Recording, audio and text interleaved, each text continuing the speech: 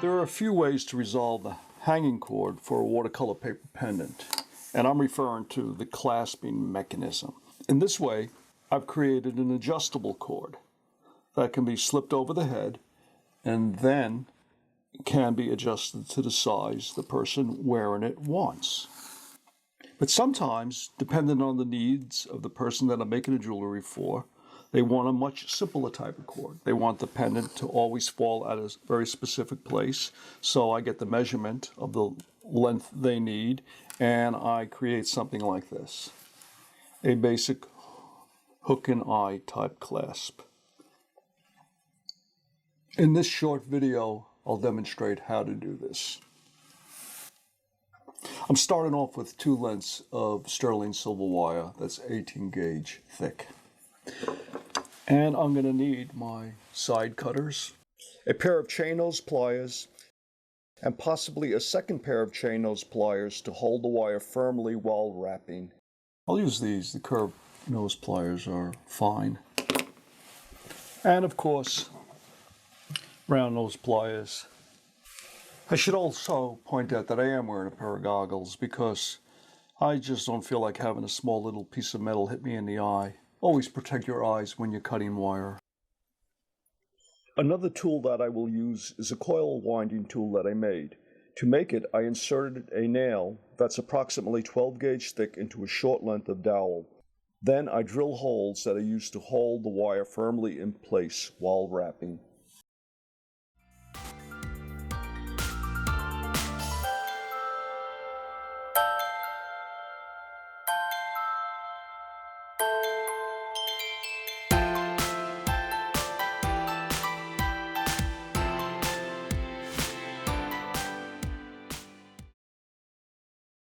To begin the hook part of the clasp, the first thing I do is create the coil. So I lock it in, I bend that over, that secures it in place, and then I begin to wrap my wire. I find it easier to form the coil, gripping the wire with a pair of pliers, and here we go. Work to create a tight coil. And this is twisting around my pliers. I don't want that to happen. Okay. There we go. Turn and release. Good. So what is that? 1, 2, 3, 4. 4 turns. Let me go one more. 5 turns would be good. Okay. Having removed it from the coil making tool, next thing I do is I get that out of my way first. See how that flew out? And I'm going to trim the coil right about there, where everything is nice and tight. Good. See? That's good. Next, using chain nose pliers, straighten the unwound length of wire. To help do that, you may want to insert the tool back into the coil you just created so you can firmly grip everything and hold it in place. And I bend the wire like so. Okay? Simple. You see what I've done. I simply bent that so everything lines up straight. Now, how do we get to the hook? Measure exactly 1 1/4 inches from where you made the bend, from the end of the coil. Make that cut. That's exactly 1 1/4 inches long. Next thing to do, you want to crimp the top. You want to create that little turn there. To do that, I've actually notched my pliers. You don't want to do that to an expensive pair of pliers, but it really helps. Grab and hold on to the wire very securely, and then you can easily bend it without it slipping constantly. You can use the notch to grab the bend and squeeze down. Perfect. So this is what we have so far. The next step is to take your round nose pliers, put the piece that you're working on into the jaw of the round nose plier at the wide part of the round nose plier, and move that little bent part right up against the jaw of the plier, and create a hook. That's basically it. So I take this a step further. What I like to do, this isn't necessary, but I find it really makes it stronger and it improves the look a little bit. I take my chasing hammer and I work it down. I flatten it. That, what it does is it strengthens the metal, makes it more resistant to bending. Now, as I do that, it flares out a little bit. It opens up. So I'll take my pliers and close it down. When looking at it, if you're not happy with the way it's bent, you can always reinsert the tool and sort of straighten things out, so everything is nice and lined up. The hook is finished. The next thing that I need to do is make the eye part. And how do I go about doing that? Well, first step, you take the wire, position your wire against the wide part of the round nose pliers and bend it. Maybe just slightly less than a 90-degree angle. And then take that bent part and bend it up and around. Now I have it on the widest part of the pliers because I want a fairly large loop. That's good. Now to make the coil, this is interesting. You take your tool again and insert the wire into the tool. Having inserted the wire into the tool, now I hold the newly formed loop firmly with curved nose pliers. Chain nose pliers can also be used. I'm going to take this length and wrap it around. Now I'm using 18 gauge wire here, which is a bit heavier than the 20 gauge and makes it a little bit more difficult to wrap. You may not need two pairs of plier if you're doing this with 20 gauge wire. Also, if I had left a longer length, it might be easier to do. A longer length of wire, that is, longer than 6 inches. But when I'm using sterling, I do make an effort to be economical with my wire. The wire is not only being wrapped around this piece of metal, but it's also being wrapped around the downward length of silver wire.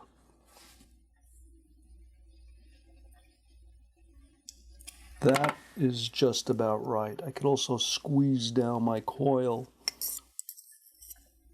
Good. Having completed making the coil, now I remove my newly formed loop off of the tool and get in real close with the tip of my wire cutters. I cut off that excess length. Beautiful. And I trim this off. Now what's nice about this is we can actually, before we mount it, we can sand the edges to make everything smooth. But like I did with that one, I do like to hammer out the loop. Flattens it out, it really evens out the circle. With 240 grit sandpaper, I sand away any sharpness and roughness from the bottom of the coil. This completes making the basic hook and eye clasp. The way to attach this to the jewelry cord is to insert the coil onto the cord and glue it in place. Once I've standardized the process, I usually make lots of what I need just to get them ready so they're good to go when I need them. Let's complete a pendant by mounting it on its cord. This is a pendant that's been varnished. The image that you see on the surface of this pendant is a reproduction from one of my paintings.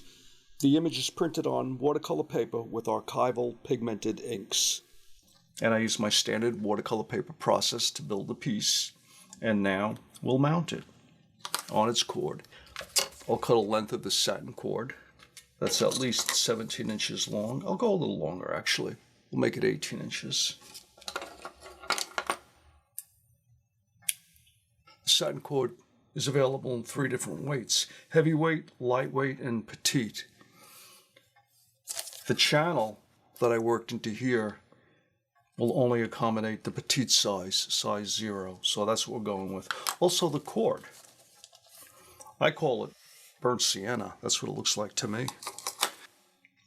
So from this company, it's listed as camel, which is sort of a golden brown color. How do you get the cord through the channel? If you watched my video on how to make a watercolor paper pendant, you know how to do that.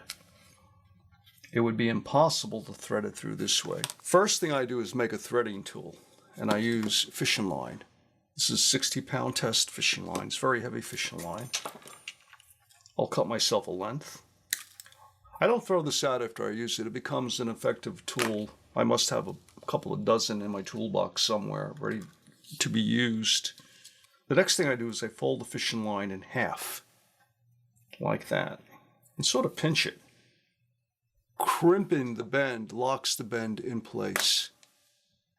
Now I can easily snake this through the pendant. Here we're about to see it come out the other side. See? That's beautiful. In this instance, because I know the channel is wide enough, all I really have to do is insert that on to the tool that I just made and pull it through. That is nice. To attach the hook, let's attach the hook first. I'll give it a little twisting motion. Usually this is enough to get it on. Pull it through. Haven't done that, and I do this on a paper towel, and sometimes I wear protective gloves because I really don't like getting crazy glue on my hand. And I'm using the thicker glue, not the thin crazy glue that comes in the tube like this. This is amazing stuff, but the capillary action will suck it right into the cord, making the cord stiff in an area where I don't want it to be stiff. This won't. What I'll do is I'll pull the cord to just about there. My tube of glue is damaged. The top just came off. Normally it ends in a little needle point.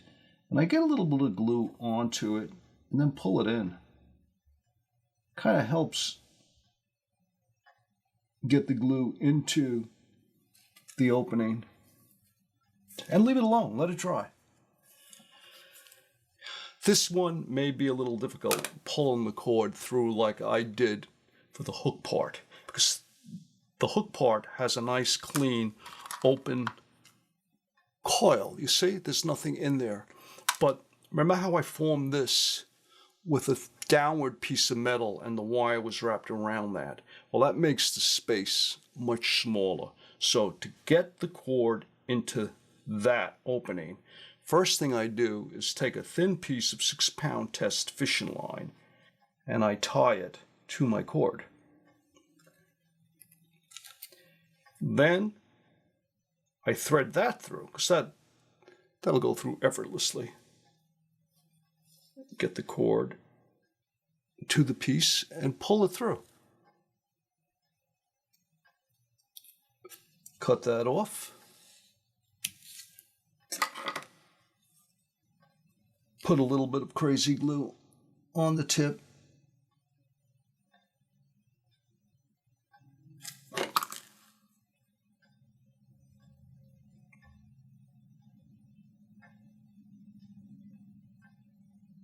Pulling it in.